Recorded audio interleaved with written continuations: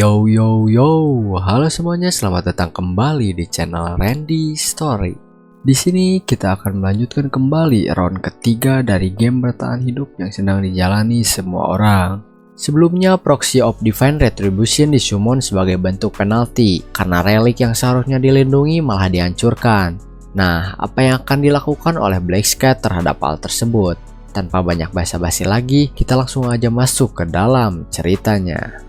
Ternyata menghancurkan relik sudah menjadi rencana Blackscat dari awal untuk men-trigger munculnya sebuah hidden subquest, yaitu bertahan melawan Proxy of Divine Retribution dan mendapat gold sebanyak 3000. Melihat hadiah yang lebih menguntungkan dari main quest, para player merasa cukup senang, tapi kesenangan tersebut tidak berlaku pada teman-teman Yongmin dan dirinya, karena mereka mendapat hukuman penurunan stat secara permanen, dan itu adalah hal yang sangat fatal di dunia bertahan hidup seperti ini. Lalu, Blackscat di sisi lain mulai bersiap untuk melawan Proxy of Divine Retribution. Dia membeli beberapa item normal dari gold tambahan yang dia kumpulkan. Selain itu, dia juga menggunakan fitur combination untuk memperkuat equipment yang dia gunakan. Di saat suasana mulai mencekam karena Proxy of Divine Retribution akan disummon, semua orang mulai bersiap, bahkan ada yang berniat untuk kabur dari Proxy of Divine Retribution. Tapi kabur dari Proxy of Divine Retribution bukanlah hal yang mudah, karena Proxy of Divine Retribution adalah salah satu monster yang dapat mengalahkan player dengan level 40 dengan mudah. Tapi Blackscat memiliki rencana untuk mendapatkan hadiahnya dan membunuh Proxy of Divine Retribution, karena dia memiliki keuntungan, yaitu memiliki titel The First Angel Slayer. Setelah membunuh malaikat di ronde pertama, titel tersebut memiliki atribut yang cukup menguntungkan untuk melawan Proxy of Divine Retribution, yaitu akan menggandakan stat ketika melawan makhluk tipe Divine.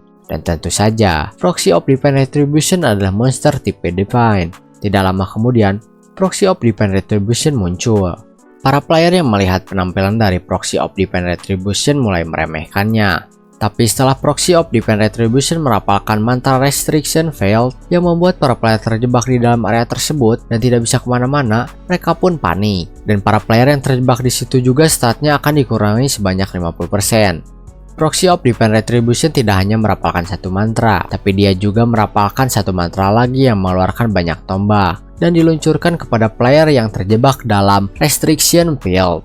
Blackscat yang berada di luar area memalingkan wajahnya karena apa yang dia lihat di dalam Restriction Field sudah seperti pembantaian, karena menghindar di dalam sana sudah hampir mustahil. Blackscat yang melihat Proxy of Divine Retribution sedang sibuk memburu para player, dia mencoba ke bagian belakang Proxy of Divine Retribution untuk mencari celah dan menyerangnya. Saat jaraknya sudah dekat, Blackscat mengaktifkan Insignia of Death-nya dan langsung menyerang tepat di matanya. Akibat efek dari Insignia of Death, Proxy of Divine Retribution hanya memiliki sisa stamina 60%. Proxy of Divine Retribution yang terluka juga mencoba merapalkan mantra Restriction Failed-nya untuk menangkap Blackscat. Tapi karena mata Proxy of Divine Retribution sudah terluka, maka Blackscat akan mengincar mata yang satunya lagi. Dan di saat kedua matanya terluka, skill menyerang Proxy of Divine Retribution sudah tidak ada gunanya karena dia sudah tidak mempunyai mata untuk melihat. Blackscat yang berdiri tepat di belakang Proxy of Divine Retribution mengaktifkan skill Knight of Death dan berniat untuk mengakhirinya. Proxy of Divine Retribution yang hanya memiliki sisa nyawa 10% akibat serangan dari Blackscat juga kehilangan kedua sayapnya. Proxy of Divine Retribution ternyata memiliki satu skill pasif yang cukup merepotkan, yaitu skill pasif Brilliant Final Radiance yang membuat Proxy of Divine Retribution menjadi kebal terhadap serangan apapun selama 1 menit. Blackscat yang melihat perjuangan terakhir Proxy of Divine Retribution dari kejauhan sambil menunggu durasi waktunya hilang, akhirnya menyerang saat skill pasifnya hilang. Dan serangan itu adalah serangan terakhir yang membuat Proxy of Divine Retribution dikalahkan. Blackscat yang berhasil mengalahkan Proxy of Divine Retribution langsung naik level sebanyak 3 level dan mendapatkan gold 8200 dan gold tambahan sebanyak 4100. Tidak hanya itu, Blackscat juga mendapatkan titel The Fire of Divine Retribution, Condensed Ether, dan Radiance Rune. Karena Proxy of Divine Retribution sudah dikalahkan, maka Hidden Subquest pun selesai dan para player mendapatkan gold sebanyak 3000 gold. Setelah seluruh quest selesai, malaikat pun datang dan mengakui kemampuan Blackscat dan bertanya kenapa dia ingin membunuh Proxy of Divine Retribution. Black Sky yang merasa malaikat menanyakan pertanyaan tidak penting, dia pun menjawab pertanyaan dengan seperlunya saja. Akhirnya sesi penilaian pun tiba.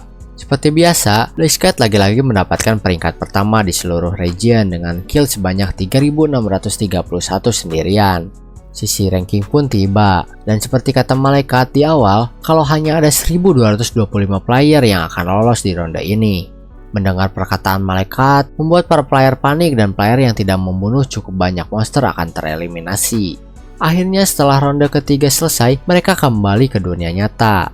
Xiaorin yang terbangun ternyata mendapatkan kelas Summoner dan dapat memanggil Fairy. Tidak hanya itu, dia juga berada di peringkat ketiga dan mendapatkan hadiah kristal ungu yang rencananya akan diberikan kepada Black Sky. Di sisi lain, Yongmin yang baru saja kembali langsung ditelepon oleh teman-temannya yang diperintah menggunakan Authority of Command.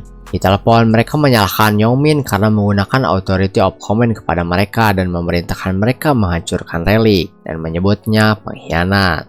Yongmin yang membela diri karena tidak punya pilihan lain juga merasa menjadi korban. Lalu pada siang hari di hotel, pengawal Arin melaporkan kembali kepada Presiden Ma segala hal yang terjadi di ronde ketiga itu. Dia juga melaporkan kelas yang didapatkannya yaitu Kenai dan Xiaorin adalah Summoner. Mendengar hal itu, Presiden Ma menyuruh pengawal Arin untuk mempertahankan hubungannya dengan Arin. Bahkan Presiden Ma menyarankan untuk mencani Arin, tapi pengawal Arin sepertinya kurang nyaman dengan hal tersebut.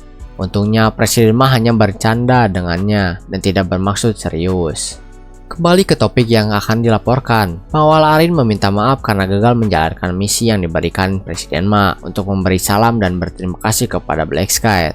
Tetapi kegagalan misi tersebut dijelaskan kepada Presiden Ma dan Presiden Ma mengerti dan mewajarkan jika misi tersebut gagal.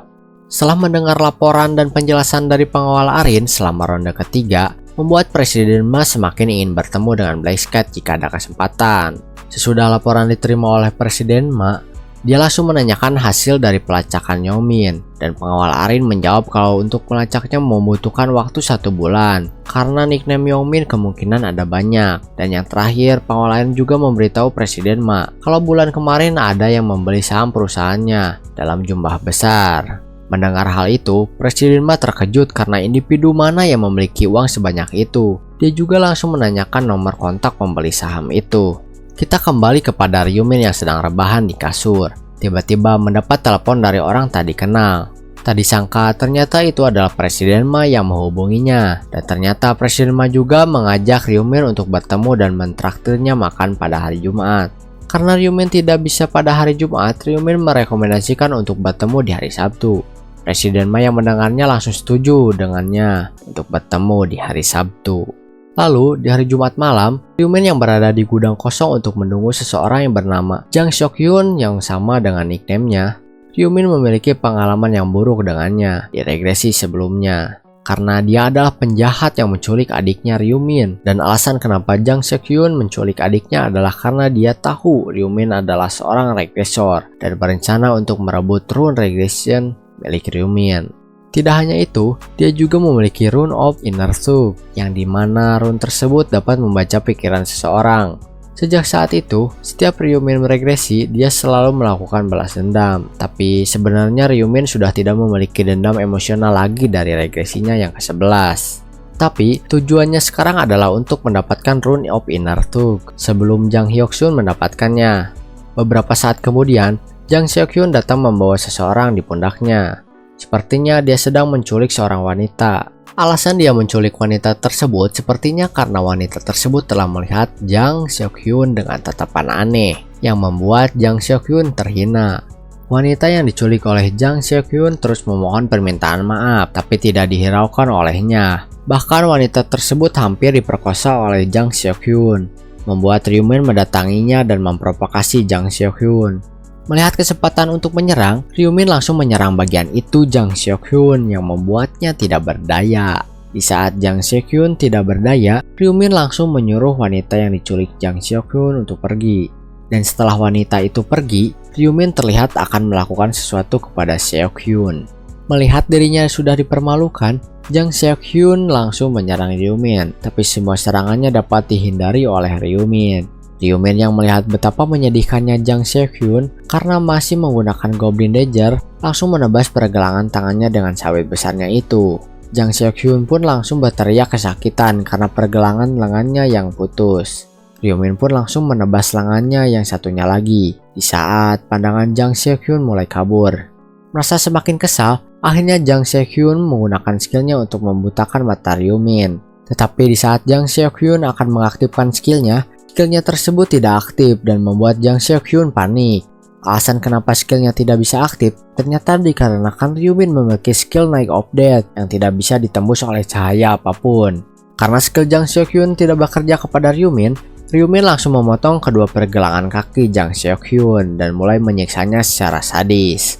Setelah penyiksaan yang sadis itu, akhirnya Jang Seok-hyun memutuskan untuk bunuh diri, tapi Ryomin tidak membiarkan Jang Seok-hyun untuk bunuh diri begitu saja. Akhirnya, setelah Jang Seok-hyun memohon kepada Ryomin untuk membunuhnya, Ryomin menjelaskan kenapa dia menyiksanya sampai dia memohon-mohon karena salah satu syarat mendapatkan rune tersebut adalah dengan cara membuat seseorang memohon-mohon seperti yang sedang dilakukan Ryomin sekarang. Dan ternyata setelah menjelaskan itu semua kepada Jang Seok-hyun yang sudah sekarat, Ryomin tidak ada niatan membunuhnya dan akan membiarkan Jang Seok-hyun mati secara perlahan dengan sendirinya. Setelah beberapa saat, Jang Seok-hyun pun mati secara mengenaskan. Ryomin pun langsung menggunakan skill Erase Traces untuk menghapus jejak yang telah dilakukan Ryomin.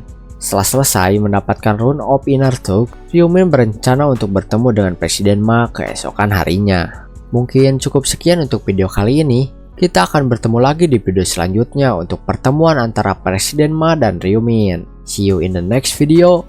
Bye bye.